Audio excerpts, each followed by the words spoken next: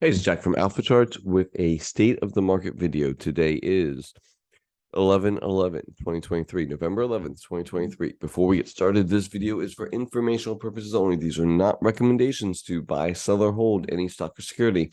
Now, I may hold positions in some of the equities mentioned. Know your time frame and risk tolerance. If you haven't yet, please like and subscribe to my YouTube channel. I do appreciate that. Also, you can follow me on X at AlphaCharts365 right there. And if you really like my stuff, I do have a subscriber group.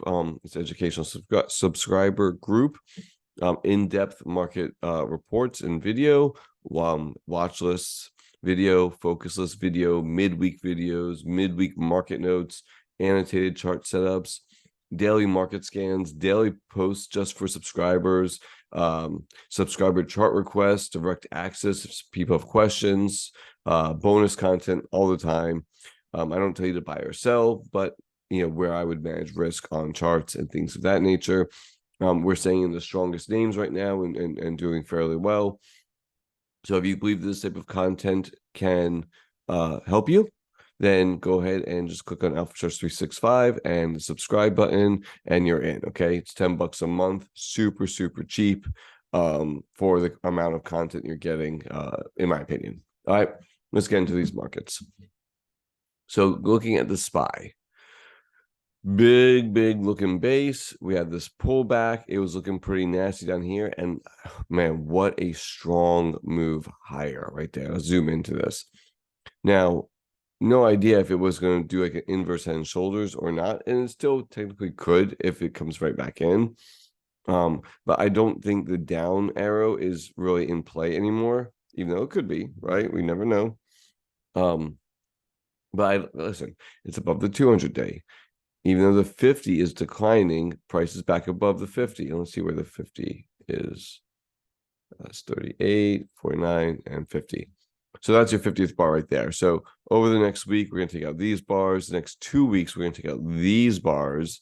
And that 50 is going to start to flatten, right? So that's a good deal. That's about August 31st, right? 50 days ago. So we're getting these, very bullishly aligned moving averages. We're not quite there yet. And let's be honest, things are kind of extended, but super bullish. I mean, out of the last 1, 2, 3, 4, 5, 6, 7, 8, 9, and 10 days, we only had one day that was red. I mean, that's really bullish price action. So love that. On the week, S&P was up 1.37. And you see, okay, look at that. So there's a divergence there. That's interesting. RSP was down 0.56. That tells you, what's really running the market, right? It's the large liquid leaders. Now, this is giving us that inverse head and shoulders look, and price is still below a declining 50-day. So, I think the bears, or not even the bears, but, the cautious ones out there can point to RSP and say, okay, this needs to finish its pattern and then break out. And that would be actually really bullish if it does. Now, if it falls apart here, different story. But that is a very beautiful potential inverse head and shoulders forming right now on RSP. And again, if it does that, going back to right there, it take out this data right here, and this 50-day would probably start to flatten as price got back above that area. So that would be the bullish scenario. Falling apart here would be the bearish. But there's a divergence between RSP and the SPY. And I think that we need to take note of that, right? That's really important information. Looking at the Qs, I mean, I was like, hey, we have a declining volume as it's rising, probably gets kind of pullback, and boom, we had literally 1 day of pullback. And then the next day just exploded higher again. Broke the trend line. That's great. We have a flattening 50-day. We have all the moving averages starting to line up bullishly. You're not saying that it's not going to come back and retrace or retest or do inside days or something like that, but it's really strong price action. There's no other way to put it. And on the week, up 2.89%. That's almost 3% on the week. And you can see the weekly just structure is really very nice. And I think we could get up to this 400-ish area. Looking at the equal weighted, again, you're seeing the divergence, even though it was still positive, there is a divergence there. But even with that divergence, we are breaking this trend line. And there's your 50-day right there. Price got back above the 50-day. We're above this really important 74 level. Again, things are starting to align bullishly. They're not quite there yet. They're trying to do it, right? Prices above all the moving averages, but they're not in the right order, right? So again, there's a divergence there. That gives you a lot of information. Look at mid caps, still below declining 50-day and a declining 200-day. Now, is this an inverse head and shoulder too? Maybe, right? Maybe this is, and it's just going to suck in the moving averages to break out. Sorry about that. Again, I don't know the answer to that, but I know we have, this general area, we'll call it 428, 429, somewhere around there, that needs to hold. And if it's just chopped sideways for a little bit and then moves higher, that's fine too, right? It's equal weighted chart by its built, by the way it's made. You see, it was down 1.5% on the week. So there's a definite, again, reiterating what I've already said, there's a definite, the haves and the have-nots in where the money is flowing. And looking at IWM, again, perfect example of that. As strong as SPY and the Qs were, this was not nearly as strong this week. And probably if it can make a U-turn here and start to move back up, that'd be pretty healthy type of price action, probably healthier than SPY because it's creating a real base, whereas SPY and Qs really haven't made a real base yet. Now, we do have a lower high here compared to here. And so I can say, we're still in the lower highs and lower lows for IWMs for small caps. And for me, they are just in a void, right? Again, with 162-ish being the most important area, 162, 163, somewhere in here. Like that's got to hold for the bull thesis to be intact anywhere across the board, right? Really, really important. Looking at financials. Financials have recovered their 200-day moving average and trying to live above it. There's your, again, trying to align bullishly is not there yet, right? So as strong as this week was, and this looks really, really good, we're not really in trend yet. And again, is that a problem? It could be. Again, we have lower highs. Did we make a higher high there? Looks like on a closing basis, we did. So again, it's trying to get some healing going on there, getting all the moving averages literally bunched up together. And again, if we get continuation, again, the trend line would be the next stop potentially. And then once we break the trend line, that would look really, really good. Looking at semiconductors, SMH. Again, big picture, call this whatever you want to, cup and handle, whatever you want. I don't care what you call this. It looks like a big base to me. This trend line was what we were watching. We talked about maybe it coming down and testing the 200-day moving average. That's literally what it did. Again, we didn't know that ahead of time. It was just a place of interest for us. And it was obviously very interesting. It bounced hard off that 200-day and right back into supply, right? Right back into this 159, 160 area. It's almost there. This general area. This is a place where I could see some profit taking happen, right? But again, I've been thinking that profit taking was going to happen up here, and it didn't. But a little profit taking, let the moving averages catch up. And if we get above 160, again, one of the most bullish things that could happen is SMH above 160. That's as good as it gets right there as far as the bulls want. Looking at XSD, which is the equal weighted, not nearly as good or bullish, but had his nice little consolidation and moved higher. That's a positive. Has a lot more work to do. So again, that's information, that divergence between the haves and the have-nots, the large and mega caps and the smaller caps, right? Because it's the equal weighted.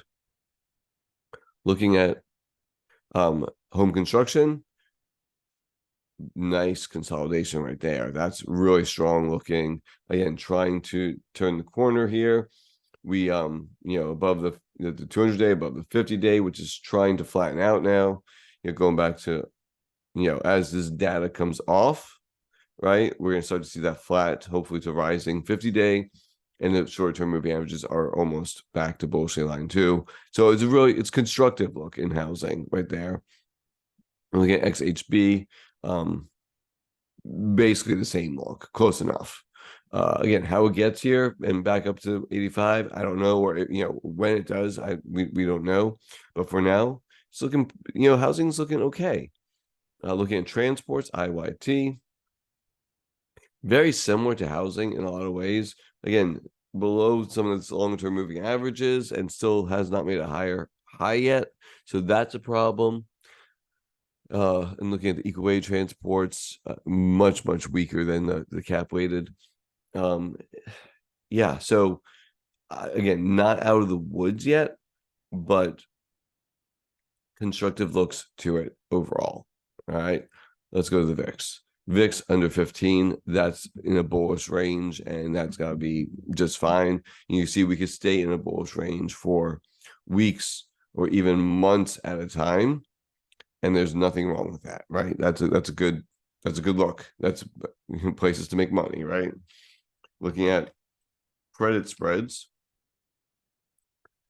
we're still in this consolidation range, again, near the lower end of it, and things are tightening up, but there is, we're just in a range, and we haven't actually tested the higher end of the range in a while. So that's a positive, I think, right? I mean, credit spreads aren't getting blown out. That's a good thing. Let's look at percent of stocks above the 50-day moving average. And we're up to 40%. Again, nice little thrust right there, a little consolidation. And now we'd like to see this get above 50 and stay in above 50 and in this range. It doesn't have to be, all the way up here. I just like to see it kind of in this range for a while. Like it was nice back here. It's bullish back here. It was bullish back here. Bullish back here, right? It's bullish range. And we're getting there. It looks like we're getting there, but not quite there yet.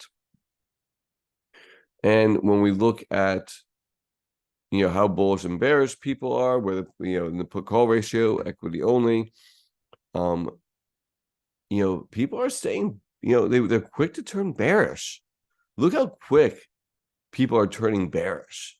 That's like, I mean, there's a lot of fear out there.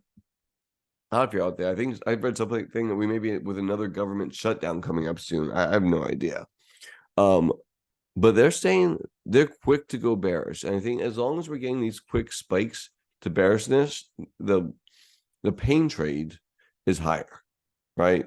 Because everyone's expecting things to fall apart. And they're just not yet, at least not for some of the stocks, which we talked about. Now let's look at DXY. So here's the dollar index. And you can see how, we had this little snapback rally after we fell apart, and then we'll see what happens here, right? If this can break and go to the downside and the dollar starts falling, then it's risk on, and we have the wind at our backs, and I think we can make some money in the markets, right?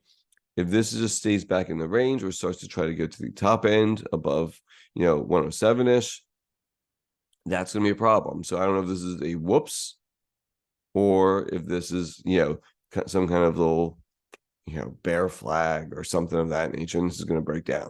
We'll find out this week though, right? It's coming up. And then again, looking at the 10-year yield, you see how we got close to 5%, and then it just kind of fell apart, and it seems like it's continuing to. And again, that's giving some relief to the stock market, and I think that's why we're seeing, part of the reason why we're seeing this nice rally take place, a strong rally too, right? If you look at where on October 19th it was peaking at 5, and then it kind of fell apart over here on the 31st, November 1st, right? But when we go to SPY, November 1st is 30th, yeah. So you see right here was the first, and that was really the start, right? There's the first, there's the 31st, 30th. So we're making these lower highs here, and the market is reacting like that. So again, is it a direct correlation? I don't think it's a direct correlation, but are they related? And is there intermarket forces at work there? 100%.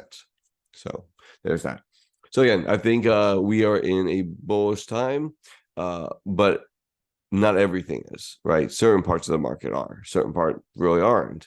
And staying in the strongest names possible right now is going to be paramount to making money. That's it.